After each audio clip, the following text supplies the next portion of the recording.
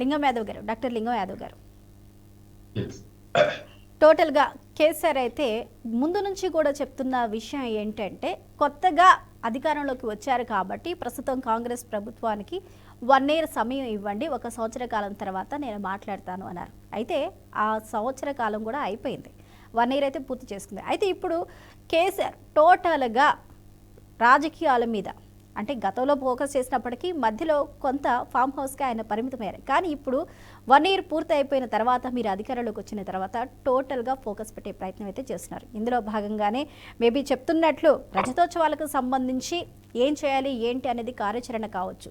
దీనితో పాటు ఈరోజు పెట్టబోయే సమావేశం కూడా కేసీఆర్ అధ్యక్షతన ప్రాధాన్యత సందర్శించింది. ముఖ్యంగా కొన్ని అంశాలు అయితే మనకి శ్రీనివాస్ గారు చెప్పారు. ఈ కార్ రేస్ కావచ్చు, ఫోన్ ట్యాపింగ్ కావచ్చు, లేకపోతే కాళేశ్వరం కావచ్చు, అదేవిధంగా ఇస్తున్న సంక్షేమ పథకాలు సరిగ్గా అందకపోవడం కావచ్చు, అదేవిధంగా జీతాలు సరిగ్గా అందకపోవటం కావచ్చు. ఇలా ఈ అధికారంలోకి వచ్చిన తర్వాత రాష్ట్ర ప్రభుత్వ వైఫల్యాలు ఏవైతే ఉన్నాయో వాటన్నిటికి గురించి కూడా ప్రజల్లోకి ఏ విధంగా తీసుకెళ్ళాలి, అదేవిధంగా రాష్ట్రంలో ఉన్న క్యాడర్ మొత్తాన్ని సమాయత్తం ఏ విధంగా చేయాలి, వారికి దిశానిర్దేశం ఏ విధంగా చేయాలి అనే అంశాలైతే అన్ని దిక్కుల నుంచి కూడా ఈరోజు చర్చిస్తారు అనేది తెలిసింది. మరి ఈ చర్చపై మీ అభిప్రాయం ఏంటి? ఎస్, ముందుగా బీఆర్కే న్యూస్ ప్రేక్షకులకు మరి అదేవిధంగా పెద్దలు కోపానిస్టులందరికీ నమస్కారం అండి.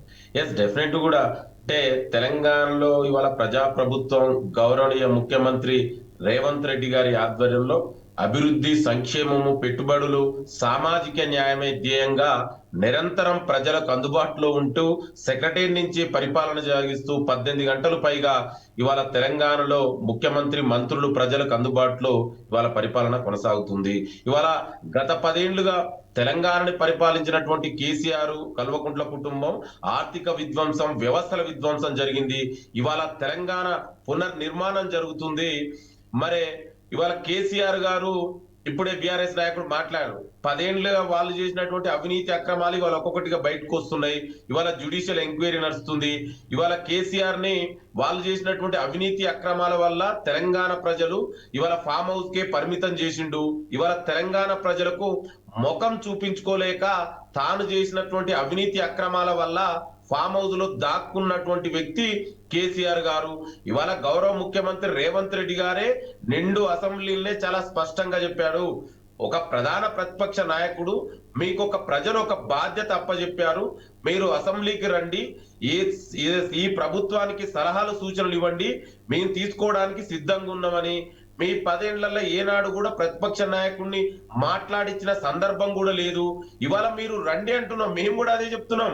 ఇవాళ ప్రజాస్వామ్యంలో ప్రతిపక్ష నాయకుడు బాధ్యత ఏందండి? ఇక్కడ పెద్దలు కూడా ఉన్నారు, బండారు రామ్మోహన్ గారు, మిగతా అల్జపూర్ శ్రీనివాస్ గారు, వాళ్ళు కూడా చెప్పాలంటే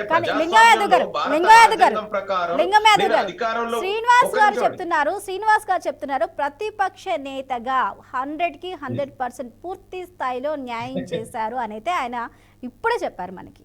నేను అదే చెప్తున్నాండి స్వప్న గారు, మీరు కూడా సీనియర్ జర్నలిస్టు.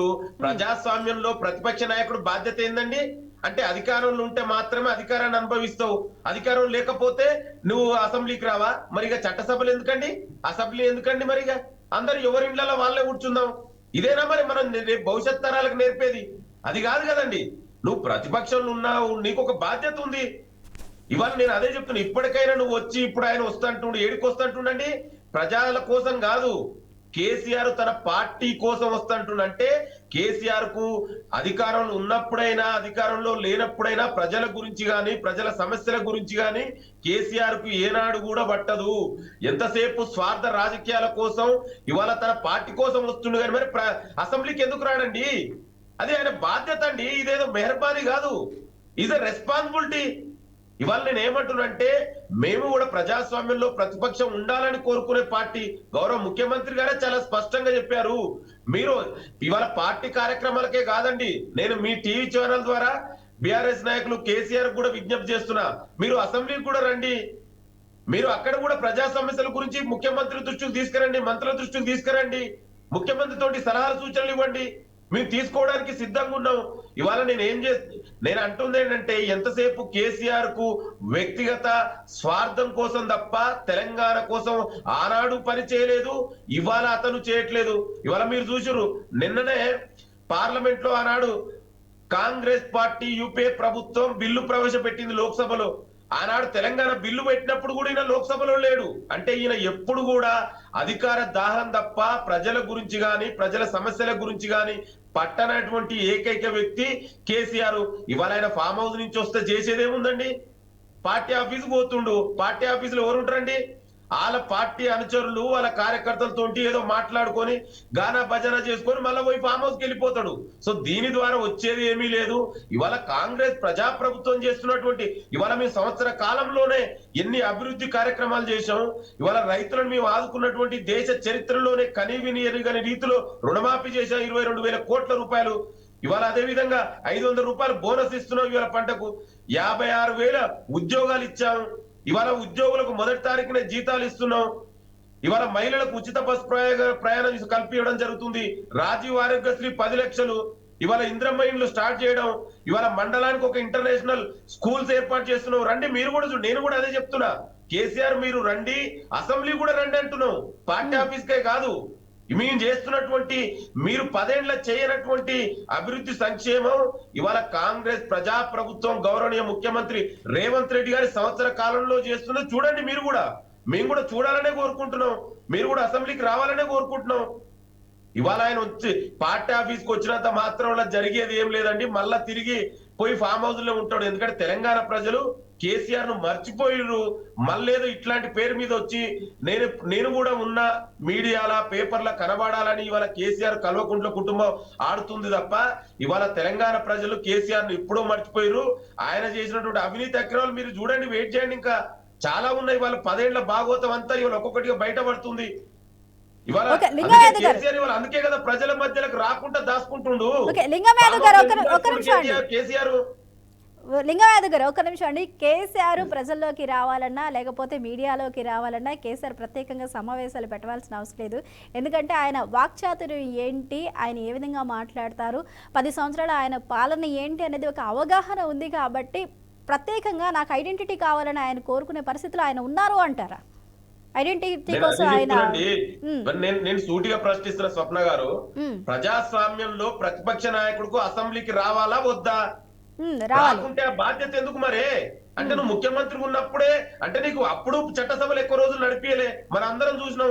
గతంలో కేసీఆర్ 10 ఏళ్ల పాలనలో అసెంబ్లీ ఎన్ని రోజులు నడిచింది? అంటే ఆయనకు చట్టసభల మీద గౌరవం లేదండి. రాజ్యాంగ వ్యవస్థల మీద ప్రజాస్వామ్యం మీద చట్టసభల గౌరవం లేని వ్యక్తి. ఇవాళ బాధ్యత లేకుండా నీకు ఒక బాధ్యత ఉంది. నువ్వు అసెంబ్లీకి రాకుండా నేను ఫామ్ హౌస్ ఉంటా, అది నా ఇష్టం. బీఆర్ఎస్ నాయకులు ఎంత నిస్సిగ్గు కూడా చెప్తుంటారు. అంటే ఒక్కొక్కసారి నేను ఒక స్కాలర్ గా చెప్తున్నాండి, ఎంత నిస్సిగ్గు మాట్లాడుతుంటే ఆయన రాడు. కేటీఆర్ హరీష్ రావు ప్రతిపక్ష నాయకుడు కాదండి. According to Telangana assembly records ప్రకారం కేసీఆర్ ప్రతిపక్ష నాయకుడు. నువ్వు నీ బాధ్యత నెరవేర్చు. దాని గురించి మేము మాట్లాడుతున్నాం. ఇవాళ అందుకే చెప్తున్నాం. ఇవాళ ఫామ్ హౌస్ నుంచి పార్టీ ఆఫీస్కి పోతుండు. ఏం జరుగుతుందండి?